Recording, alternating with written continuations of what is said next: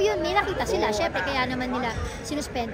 As well as, kapag may makikita rin sila sa ibang programa, I think ganun din ang gagawin nila. So it's fair enough naman. Yes, okay. Ganun din ang gagawin.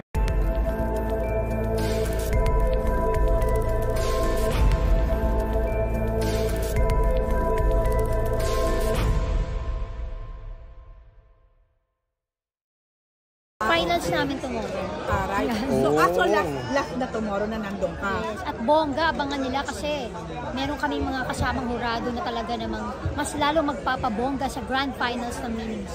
Right. O ito muna, kasi alam ko, naging member. For a while, naging member ka ng, naging board member ka ng MTRCB. So, nung nangyari, yung suspension na yon na yung mga pinataw, yung mga ganon, sa It's Showtime na at that time, bahagi ka pa nga, ano ang naging reaction? Ano ang naging damdamin mo? Bilang two sides yan eh. Naging part ka ng show at naging part ka ng Siyempre, hindi naman ako pwede basta-basta yung impulsive reaction. Kasi unang-una, ayaw naman natin maano din na dahil na noong time na yun, nandun ako sa Showtime. Although, hindi namin segment yun eh. Diba? Nangyari. Siyempre, ang unang reaction, ay, so nagulat ka, bakit? Ganyan. Kasi hindi ko naman napanood yung araw yung bakit na may suspension? Ay, bakit may bakit kaya? complaint? Parang gano'n, bakit kaya? So, syempre, na-curious ka, tapos, hindi ko talaga, sa totoo lang, hindi ko napanood yung pinaka-main, yung buong ano, kaya, hindi ko talaga masabi na, okay, dapat ba, o ano, ganyan. Pero syempre, dahil wala naman na tayo, hindi man tayo board member na, di ba? Ang alam ko lang kasi, during our time, ano, yung parang adjudication na tinatawag, di ba? Parang korte sa loob ng MTRCB. Whatever is the decision ng committee, hindi yan pwedeng baliin kahit ng chairman. So, yun yung alam ko noon, no? Hindi ko alam kung may nabago ba doon, may nabago sa ruling. And, siyempre, yung iba doon, hanggang ngayon, mga kaibigan ko pa rin naman, di ba, nandun sila. Basta, tinanong ko lang kung matutuloy. And then, when they told me sa birthday ni Kuya Bong na, oo, matutuloy. Siyempre, nasad din ako, di ba, for Showtime. Kasi una-una, nakakamiss yung ginagawa talaga namin doon almost every day. Pero at the same time, alam mo, sabi nga, in every situation, there's an opportunity, di ba? Ang nangyari, tingnan mo, nakapag-bonding pa sila, di ba? Na Showtime pa, nakapag-Hong Kong sila, nakahinga sila, nakapag-break, di ba? So, isa yun siguro sa magandang kagandahan nung nangyari, nakapag-bonding. And ako rin naman, nakapahinga ako with my family, nakapag-sambalis kami. Tapos, ayun nga, ito, after this, syempre, medyo stressful din yung naging, ano ko, di ba? So, magbuburakay naman kami. First time na buong pamilya, and with Gavin, syempre, first time ni Gavin this. As in, pagkatapos ng finals, the next day noon, yun, lipad na kami naman. Okay. Pero nung, syempre, hindi mo nga napanood actual. Pero after, I'm sure, na-curious ka, pinanood mo, ano talaga yung eksenang yun. Tapos, I'm sure, inalam mo rin, ano, but why it ended with that, ano, Batumantong. Oo, na gano'n. So, ako ikaw tanongin ko, bilang naging board member ka, kaya karapat dapat kang tanongin. Sa tingin mo, tama naman. May dahilan naman talaga. Well, kasi parang both shows, mga noontime shows, di ba? May kanya-kanya na silang ano ngayon eh, parang, ano ba tawag doon? Hindi penalty, parang may mga nagawa, di ba, in the past. So talaga kung titignan mo, ang MTRCB naman, a-action yan kapag talagang may report, di ba, na nakakarating sa office.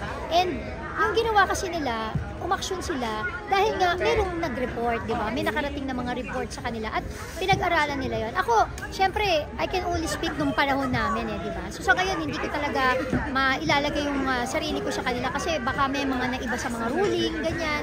Baka may naiba na sa mga kung paano yung pagpataw, di ba, ng suspension. Pero yun nga, nung I can only speak nung time namin na bago namin gawin talaga yon in every suspension, matagal, mahabang proseso yan sa totoo lang. So, hindi ko alam kung ganun pa rin po ngayon. Pero siguro yun, may nakita sila. Syempre, kaya naman nila sinuspend. As well as, kapag may makikita rin sila sa ibang programa, I think ganun din ang gagawin nila. So, it's fair enough naman. Yes, okay. Ganun din ang gagawin nila. Last na, naging ano ka, hindi ka pala naging bahagi ng probinsyano, no? Pero nakasama mo si Coco. Si Coco, sa APAG. Oo, yeah. So, ngayon katapat niyo na sila. Yes, oo. Ay, sa tingin mo ba?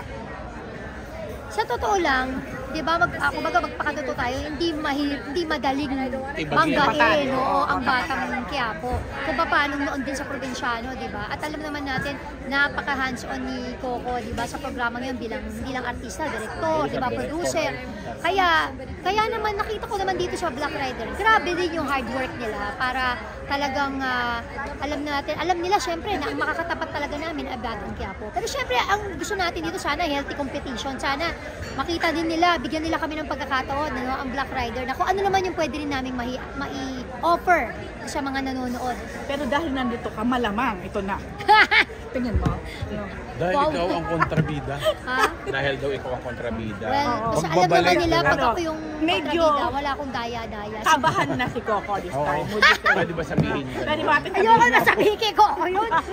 Alam kasi wala loob ko. Sa dami, Mababash ako. sa dami na kasi ng tumapat, di ba? Pwede Kayo ba? ang bago. Oo. Kumbaga, ikaw na to eh. So, pwede na natin na to i-claim na. Hindi, siguro dahil Coco kasi hindi mo ako ginis dyan. So, Di ba? Sabi ko nga sa'yo, di ba? Oh. ayun kasi Coco, hindi mo ako ginis dyan. Nandito na lang tuloy ako sa kabila. Kaya ano na lang, Pasensya siya. may the best man win. Yan. Hindi, pero mahal ko si Coco, Of syempre. course. Oo, baka mamaya Bawal. nabas ako. Pero naman, ang mga netizens na naniniwala. Ano, ano ating title to? Quest. Happy, happy. Ah!